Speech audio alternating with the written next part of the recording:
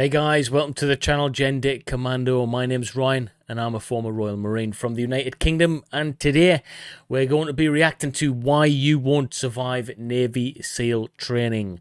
Look forward to this one. I can't remember if I've even reacted to this one or not before, but I've looked through it a little bit and I don't recall. So if you've seen this one before, apologies, but I don't think I've reacted to this one before, guys. But before we get into it, like, share and subscribe to the channel, and let me know in the comments, do you think you could survive Navy SEAL training? If so, why?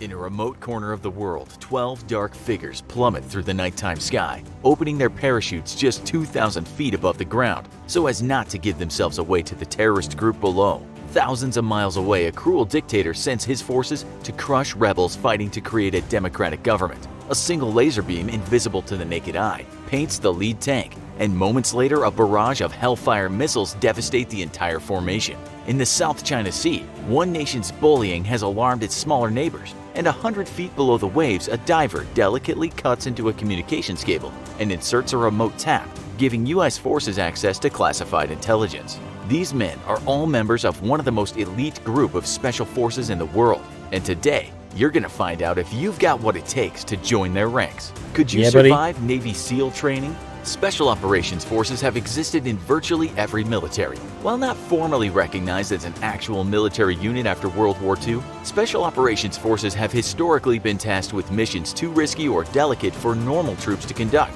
An operator is a cut above a normal soldier, typically more intelligent, better trained, and far better equipped. In modern times, this is the thing though, guys, this is what I've got my opinion on it as well. I agree with all of that, but also what a lot of people don't account for is the fact that governments disassociate their ties. They don't have any ties with these people on operations. They will not comment.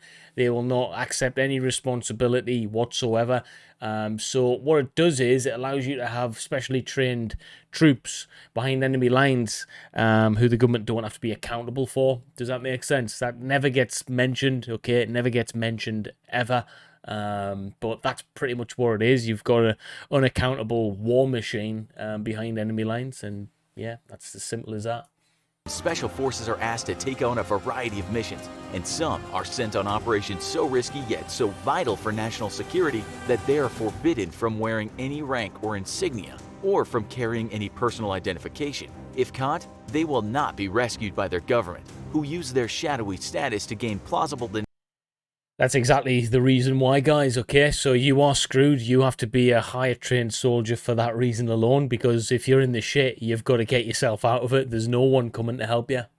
Deniability and avoid international repercussions. Special Ops Forces come in a variety of types, each typically specialized or renowned for certain types of operations. Some, like the U.S. Army's Rangers, are well known for operating behind enemy lines and recruiting and training partisan forces. Others, such as Germany's GSG-9, are world famous for counterterrorism operations. And if you're an evil terrorist, there's nobody you want knocking on your front door less than Germany's most elite cops. Yet, out of all the formidable special operations units throughout the world, few have the reputation or are as feared as the U.S. Navy's SEALs. These elite warriors have a specialization that few others can match, as they're trained to operate from the sea, air, or land, hence the name SEAL, and sometimes operate in all three realms simultaneously with a drop from an aircraft over water, then requiring a swim to shore and a trek to the enemy. Specializing in everything from reconnaissance to direct action missions, or in Special Forces parlance, killing the enemy and breaking his shit.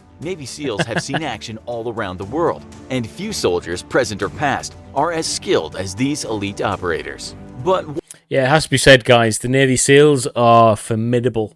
All right, the equivalent of the Royal Marines Special Boat Service, okay, SBS, which is, you know, the brother slash sister group of the SAS. No one really knows much about them, which is a good thing, and they do pretty much the same stuff, guys, okay, globally.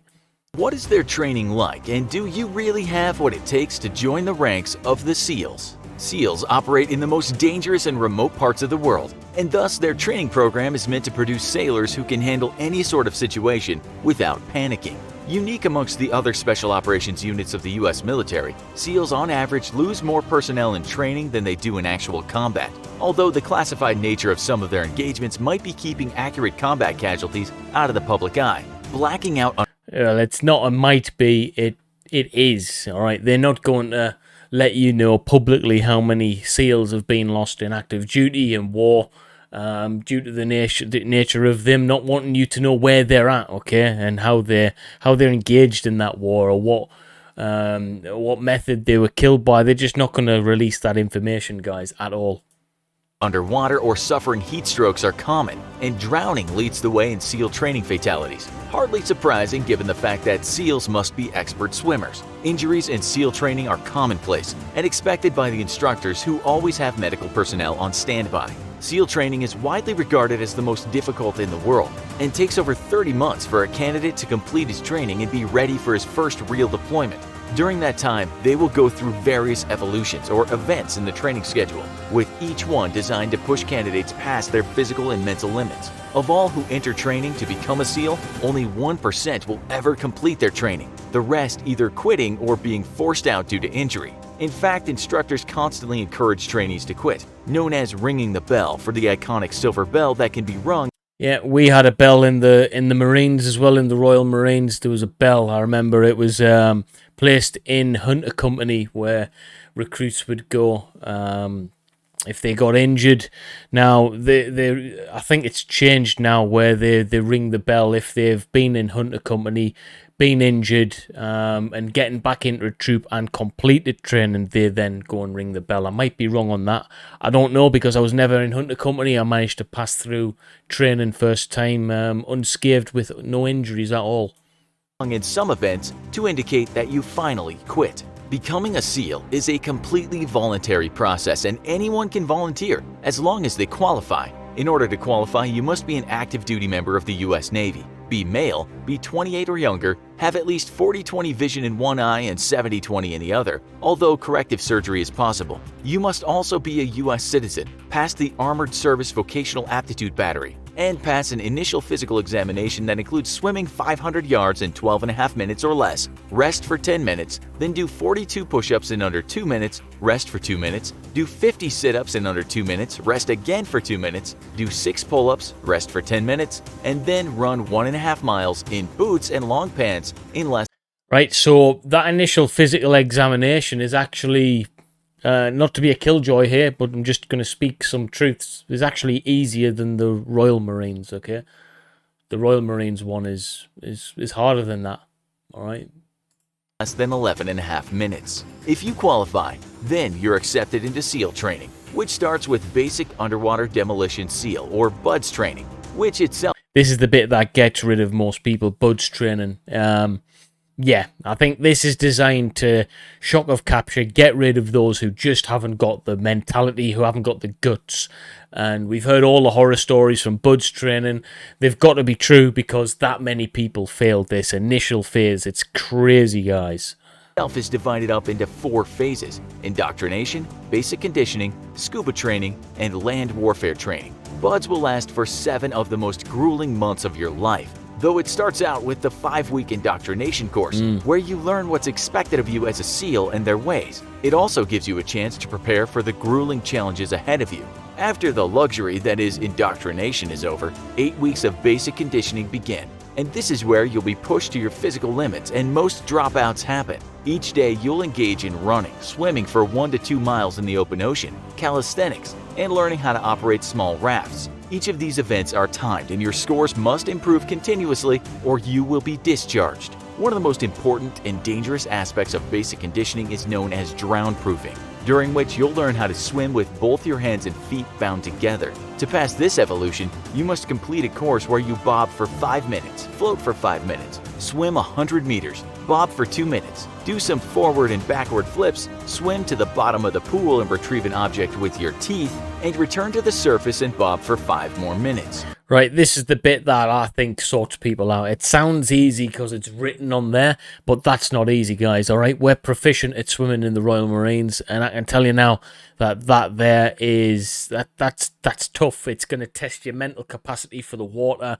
It's done, bearing in mind, in a safe environment. content as well with instructors and stuff, and people still fail this, all right? It's literally designed to make you feel as if you're going to drown, going to pass out from exhaustion. All of those things that's going through your brain are reasons for you to want to quit, and that's what this tests for. Something else. This is not about mental strength. This is about, I like to look at it, are you lacking are you lacking something, all right? I needed certain things to get through Royal Marines training, but also needed to get rid of certain things. This shows me that you've got rid of the capacity to care about yourself as much, okay? You just go through it, even though it's dangerous. You're pushing through that barrier. Even though you know you could die of it, you're still willing to push through that barrier. You've almost got to get rid of something mentally to get past this bit, all right? And this is a true test. You can't fake this one.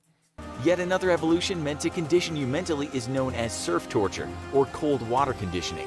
Here you must do calisthenics in the surf, which is a chilly 65 degrees, and run 1.5 miles down the beach in... Nah, that's not too bad, guys. I'm from the northeast of England. The water's minus.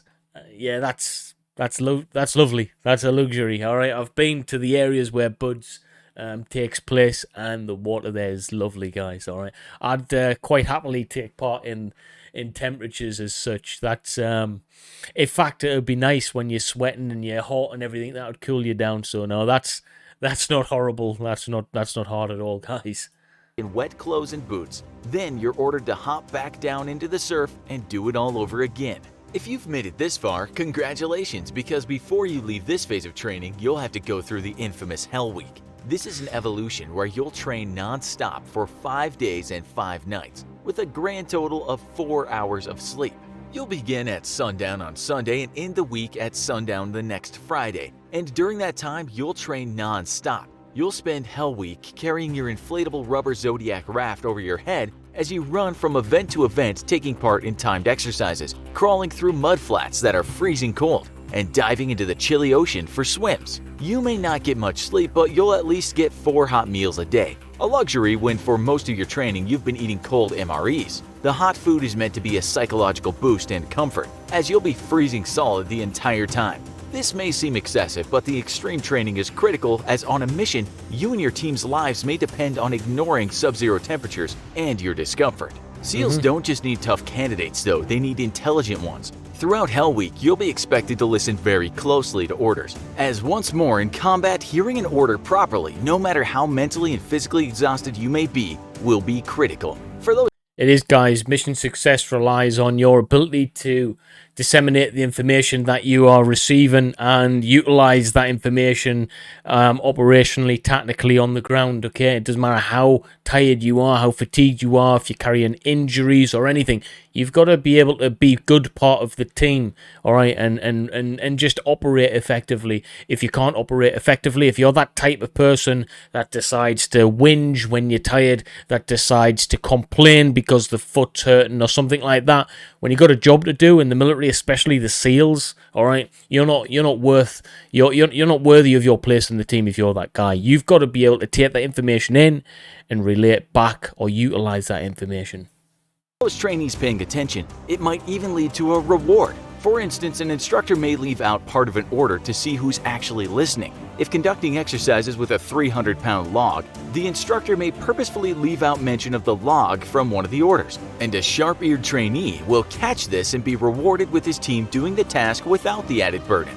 They may even be rewarded by being allowed to stand by a fire and rest, or sit and sleep for a few precious minutes, while you're catching a few quick Minutes of everything, guys.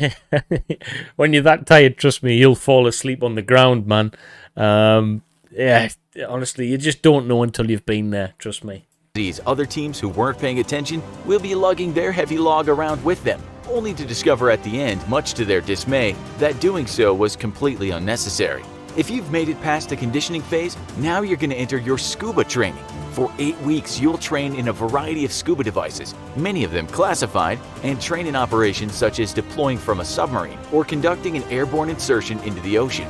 After the 8-week scuba phase, you'll enter your final phase, land warfare. Here is where you'll learn things such as intelligence gathering, reconnaissance, patrolling, and close quarters battle.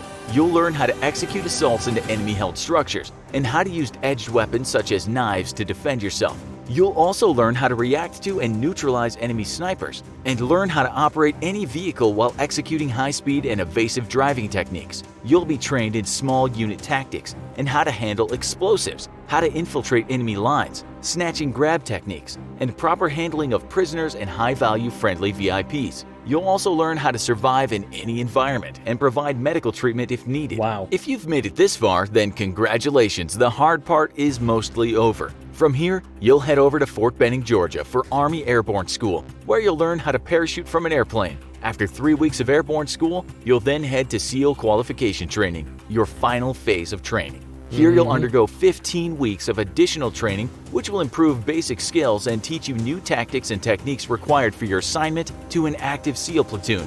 At this point, you can clap yourself on the back because you've done what 99% couldn't do. You've received your SEAL Trident pin and are officially... Wow. Guys, I have the utmost respect for Navy SEALs, and seeing how their training's kind of portrayed on paper there, yeah, it can't be denied. From start to finish, one of the hardest courses the world has to offer, and the things that they get trained in is I'm quite envious of, actually, guys. I wish I would have the opportunity to be able to go and do that. That seems really tough, but really cool as well, to have that information in your brain and have all of that good qualificational stuff military-wise on your CV. It makes you all round a fantastic soldier and operator. And I can see why these guys have confidence in each other as well. Confidence that each one has passed extremely hard training to become a Navy SEAL. All right. And yeah, I don't think anyone on the planet can say that they've got what it takes or haven't got what it takes until they give it a go. It doesn't matter what type of military training you've been through. In the Royal Marines Commando train is one of the it's a basic military course, but it's the longest and hardest basic military course in the entire world. Now this is a specialist course, okay, and yeah, even I can't say I could pass that course until I give it a go. I wonder if they do honorary trial outs, guys. If so, I would like to give that a go, man, in the future. Hey, you never know. But if you like this one, guys, please like, share, and subscribe, and drop a comment below, and I'll see you in the next video. Peace.